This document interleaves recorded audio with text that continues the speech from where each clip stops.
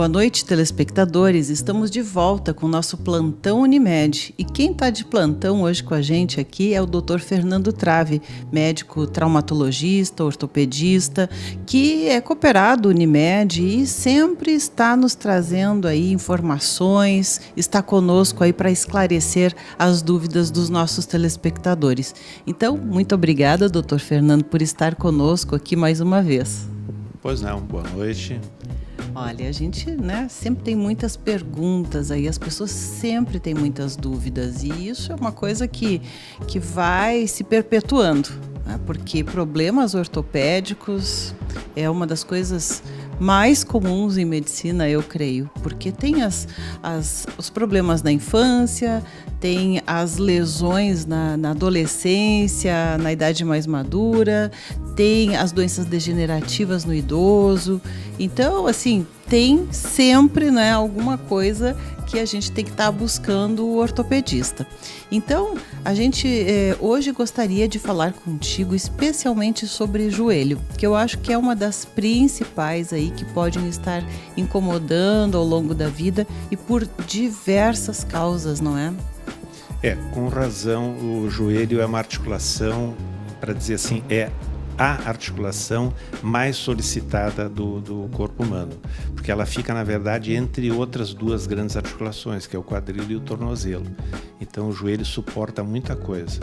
Então, as lesões da articulação do joelho são muito comuns, bem mais comuns do que ombro, o quadril ou o tornozelo. Verdade. E as crianças às vezes já têm dores nos joelhos, né? Os adolescentes, enfim, como eu falei há pouco, os adultos, principalmente os homens, né, que são mais dedicados aos esportes mais, causadores de lesões como o futebol, por exemplo. Eu creio que aí, nestas fases de vida, as lesões são as mais frequentes, não é? Dos esportes, vamos dizer assim, o que mais causa lesão de joelhos é o esqui. Nós não temos isso aqui, mas em segundo honroso lugar vem o futebol. Por causa, acho que, dos movimentos, torção, que rompem ligamentos, né? Então, é difícil, assim, que não se tenha uma lesão de joelhos se não tem um bom preparo. Então, isso poderia ser uma das causas de tantas lesões, ou, por outro lado, poderia ser feito uma ação preventiva dessas lesões de joelho? O paciente, digamos, mais comum com lesões de joelho é aquele paciente do fim de semana, né? Que decide no fim de semana jogar o seu futebol, ou joga 2 ou 3 vezes por semana, né? Ou seja, não é um profissional. O profissional sempre está mais resguardado, porque ele em geral é acompanhado por fisioterapeutas, médicos, né? Eles têm um preparo muito maior da musculatura, em termos de fortalecimento, de alongamento, eles seguem todas as regras. Tipo assim, aquecimento e alongamento antes do jogo, alongamento depois do jogo e toda a preparação física que é, digamos, inerente a um time de futebol. Então eles ficam bem mais protegidos, apesar de, assim mesmo, eles terem várias lesões graves de joelho. Agora, doutor Fernando, na minha área, o que mais se ouve realmente são queixas de joelhos. Por artroses e causadas por N, fatores. E existem muitas dúvidas, porque muitas vezes as pessoas ficam perguntando, será que eu vou ter que operar o joelho? Dá para ir levando assim? Se eu for tratando, isso vai acabar lá na cirurgia mesmo ou não? Posso evitar? Então, eu gostaria de te perguntar assim, na pessoa de mais idade, no idoso, quais são as principais causas de problemas nos joelhos? Eu diria assim, as causas de dor no joelho, né? A queixa do idoso é praticamente sempre dor, né? Já do jovem pode ser uma simples instabilidade, por exemplo, uma lesão de ligamento cruzado anterior, que é uma lesão muito comum. Ela causa dor no momento da lesão, mas depois não. O que causa dor é lesão meniscal. A lesão do ligamento não causa dor depois do acidente. Então o paciente sente, e a queixa dele é instabilidade. Quando o paciente chega aqui e diz que sente o joelho instável, ele não sente segurança com o seu joelho, mas não sente dor, e em geral a gente imagina, é uma lesão ligamentar sem lesão meniscal. E se ele se queixa já de ter dor, a gente sempre tem que pensar que possivelmente tem uma lesão meniscal acoplada, ou seja, puramente uma lesão meniscal. Mas voltando à tua pergunta com pacientes de idade, a queixa do paciente de idade é dor ao se locomover. Tá? Então, o que causa essa dor? É também uma instabilidade, mas uma instabilidade não por uma lesão ligamentar, mas por um processo degenerativo do joelho, da articulação do joelho, envolvendo a cartilagem e envolvendo a parte óssea. O que acontece? Com a idade, isso tem o fator genético. Tu pode ter uma pessoa, digamos, de 80 anos, que teve o mesmo tipo de vida do que uma outra pessoa com a mesma idade, mas que praticamente não sente dor, e se fores fazer exames, ele tem um processo artrósico bem menor do que o outro paciente. Então, não quer dizer que a pessoa, pelo simples processo de envelhecimento, vai ter, né, esse desgaste, ou pelo menos um desgaste que cause uma condição de dor crônica. É que aí eu ia dizer, entra o fator genético. Tá? Então, assim, claro que o que causa um desgaste da articulação e um processo, digamos, degenerativo é a idade, é o peso do paciente. Uma pessoa obesa tem muito mais chance de de fazer um processo degenerativo, né? O joelho suporta uma carga muito maior, não é? Muito maior que uma pessoa obesa, né? E tem o fator genético. Então, né? Então tem pessoas que desenvolvem o processo de artrose, ou seja, de envelhecimento da articulação, não só do joelho, como todas, pelo simples fato da parte genética dela, ela desenvolve mais rápido que uma outra. Tá? Então a queixa do paciente em geral é assim: eu sinto dor, muitas vezes o joelho já tem deformidades, ou em varo ou em valgo. Varo seria o joelho mais para fora, valgo o joelho mais para dentro, né? Mas esse varo e esse valgo, ele pode ser constitucional da pessoa.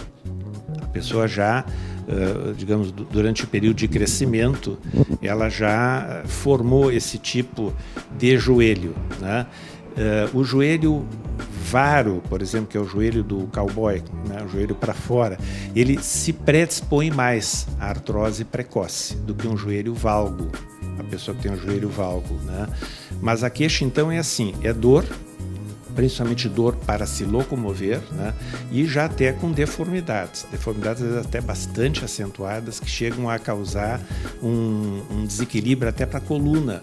Porque tu imagina um membro inferior, onde o joelho, digamos, está normal, está reto, né? E o outro está deformado para o lado, para dentro, ele fica mais curto daquele lado.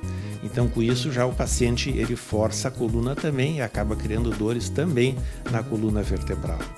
Mas a queixa específica de joelho é essa aí, é dor para se locomover. Então, evidentemente que esse paciente tem que ser bem examinado, ver se ele tem algum bloqueio já, porque em função dessas deformidades, o paciente pode, por exemplo, nem conseguir mais esticar o joelho.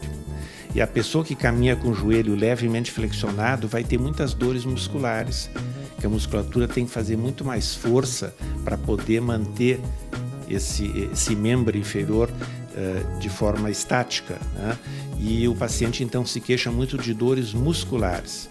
Então vai examinar, o joelho está em leve flexo, 10, 15 graus, isso tem que ser compensado numa futura cirurgia, eventualmente uma prótese ou coisa parecida. Tá? Então a indicação desse tipo de paciente que tem muita dor, um paciente já, digamos assim, acima dos 60 anos, né, já existe uma indicação de prótese total do joelho, caso haja uma deformidade apreciável.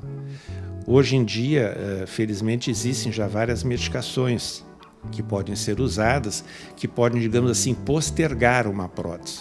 A gente empurra para frente essa prótese, né? Porque tem medicações, são as chamadas condroprotetores ou viscosuplementadores, que podem trazer um benefício em termos de dor. Esse tipo de medicação, erroneamente, as pessoas acham que vai criar cartilagem. Não cria cartilagem. ele dá um reforço para aquela cartilagem que ainda existe e tem um fator algésico também, ou seja, alivia a dor. E tem lesões, evidentemente, são menos graves que tu podes tratar unicamente com essa medicação. E o paciente consegue viver durante muitos anos e talvez nunca chegue ao ponto de ter que fazer uma prótese. Mas isso depende muito do grau de deformidade e de gravidade que o paciente apresenta na hora de procurar o médico. Certo. Bom, doutor Fernando, a gente vai fazendo um breve intervalo aí, mas já voltamos daqui a pouquinho com você para saber mais sobre os tratamentos aí das lesões e principalmente, né, das doenças degenerativas aí dos joelhos, que eu creio que é uma grande queixa aí. Então, já voltamos com você. Inverno.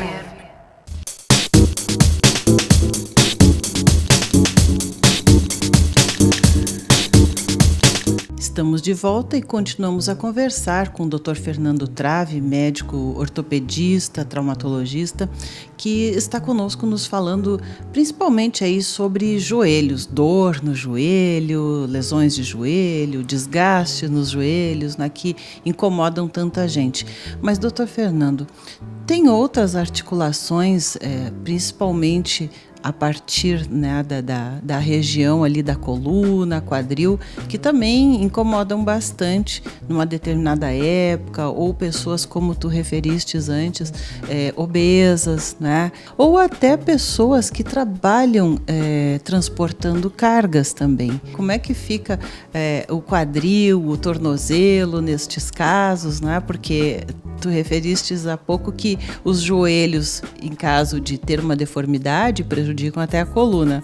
Então, há realmente uma consequência sobre outras articulações quando uma tem um problema, não é? Sem dúvida. Começando por coluna, quadril, joelho e tornozelo são articulações que suportam o peso do corpo. Nós denominamos, então, articulações de carga, né? Então, é bem mais provável que uma pessoa possa ter deformidades tanto na coluna, como no quadril, como no joelho e tornozelo, do que num ombro, por exemplo, ou num cotovelo, num punho, né? Então, os processos de artrose, em geral, envolvem mais essas articulações de carga. Ainda mais se for uma pessoa obesa, né? A coluna, já começando com a coluna, existem estudos que mostram que no momento da puberdade nós começamos a envelhecer, né? A gente não começa a envelhecer quando nasce. Quando nasce, tu vai criando células novas, vai crescendo, mas quando tu chega na idade, digamos, adulta, que seria ali na puberdade, ali começa o envelhecimento, né?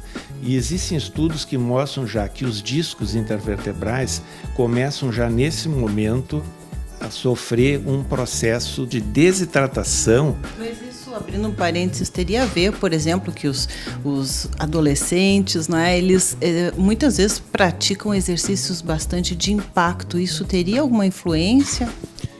O chamado caminhada é considerado impacto. Corridas e saltos é considerado alto impacto. Então, atividades esportivas de alto impacto em pessoas depois de uma certa idade, depois dos 30 anos, por exemplo, né, já visto jogadores de futebol. A partir dos 30 anos eles começam já a pensar em se aposentar, né?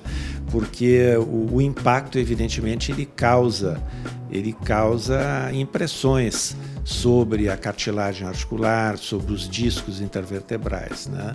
Evidentemente que a pessoa que se dedica a muitas atividades de alto impacto e durante muito tempo, ela vai ter mais probabilidades de ter problemas nas articulações que suportam carga do que outras pessoas.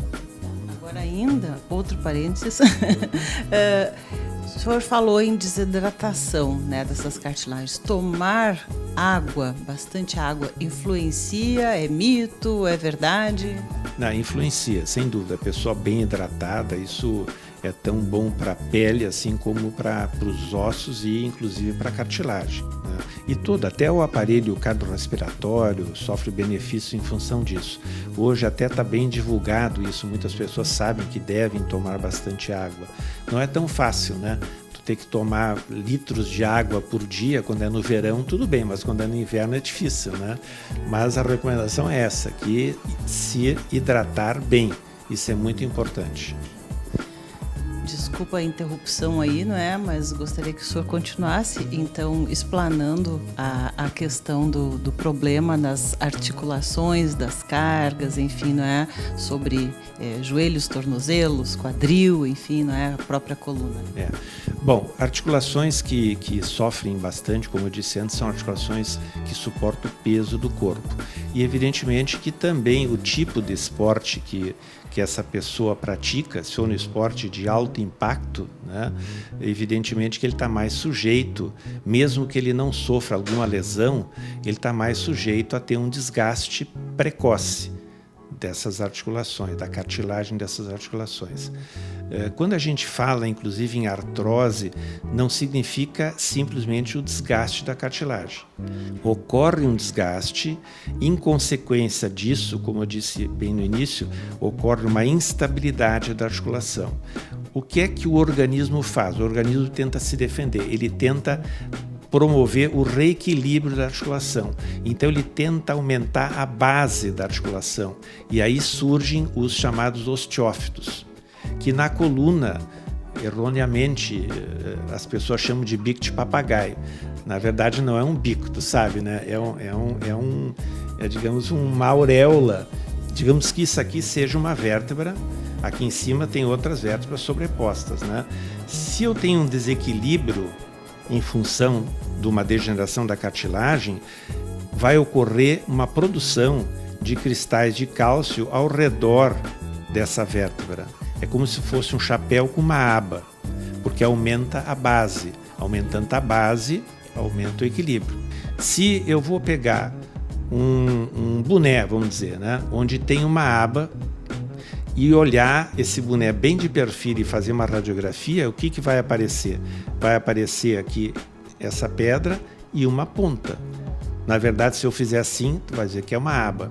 Então, é isso que o pessoal chama de bico de papagaio, porque aparece uma ponta aqui, em geral elas são levemente curvadas, e na outra de cima aparece outra ponta, ou melhor, a auréola, levemente curvada para baixo, parece realmente de perfil um biquinho.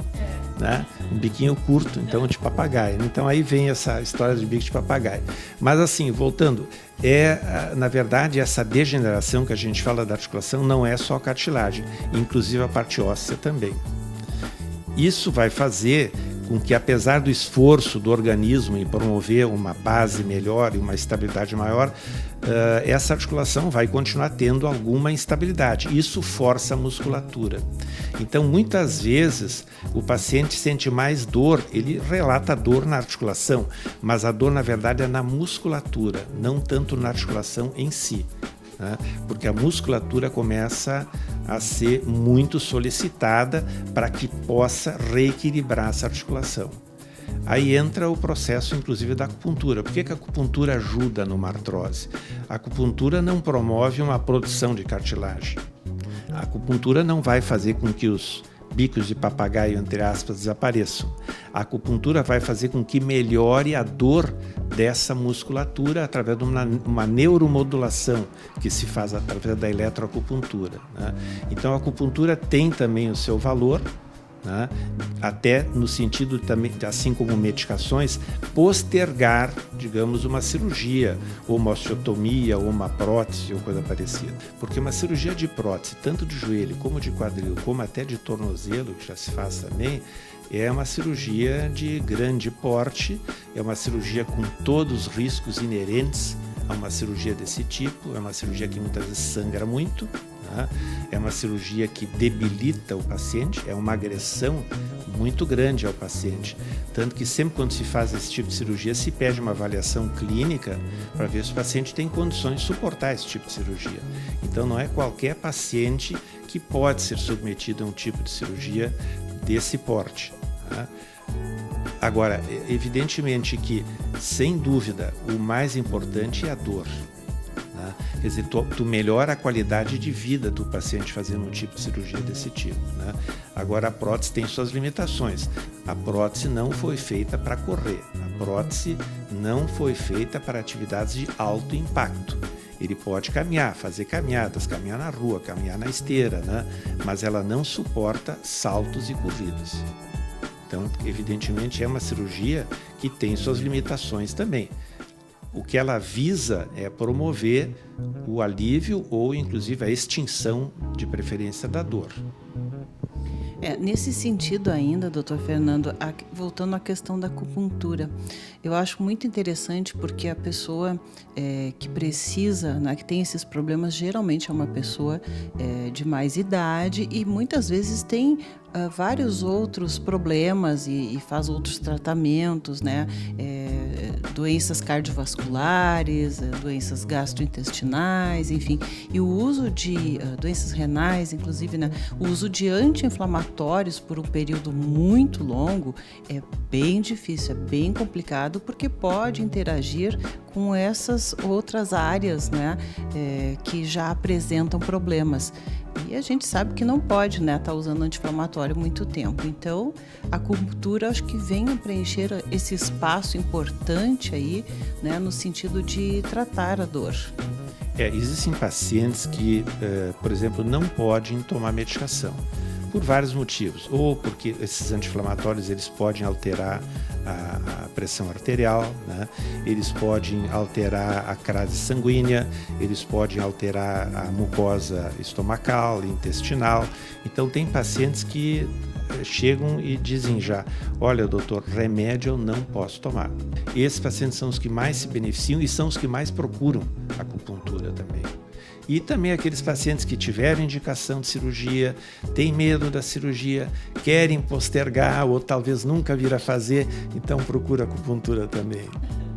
Olha, aí o doutor Fernando está mostrando para a gente, né? Muitas coisas que você ouviu com atenção, né? Questões preventivas, questões de estilo de vida, possibilidades de tratamentos, múltiplos, né, tratamentos, e de se, né, postergar aí, como ele falou, uma cirurgia de prótese.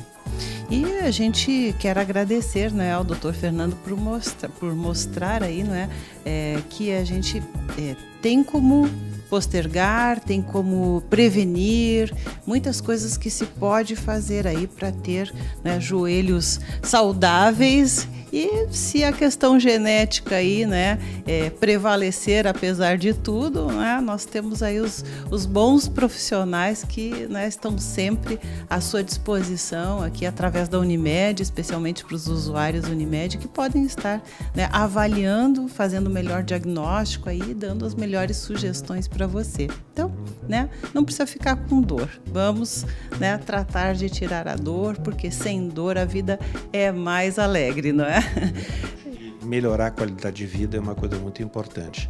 Viver com dor não é necessário viver com dor. Hoje em dia a medicina está bastante avançada, existem várias maneiras de se dar uma boa qualidade de vida ao paciente. Conselho final para artrose, como eu disse antes, alto impacto é muito ruim, né?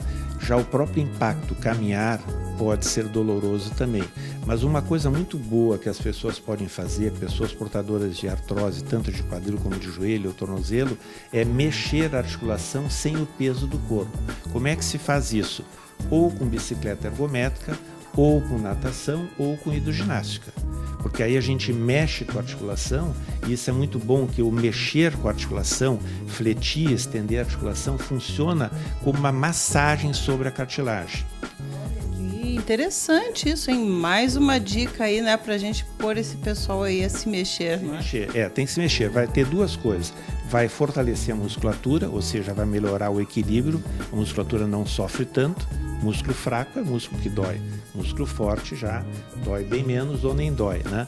E, por outro lado, reequilibra a articulação melhor. Consequentemente, também vai haver um desgaste menos rápido da cartilagem articular. E terceiro ainda, essa massagem que é promovida na cartilagem. Toda vez que se faz um movimento numa articulação, a gente está fazendo diferenças de pressão interarticular. E o líquido sinovial, que é o nutriente da cartilagem, com isso entra levando nutrientes e sai da cartilagem trazendo toxinas com mais rapidez. Isso vai fazer bem para a articulação sempre, para dor e para articulação. Vamos fazer exercício aí, né? Vamos nadar, hidroginástica, né? Bicicleta, né? Então, importante para você. Doutor Fernando, muito obrigada. Nosso tempinho está estourado, mas a gente adorou estar aqui conversando e trazendo isso para os nossos telespectadores. Voltamos amanhã com você. Até lá.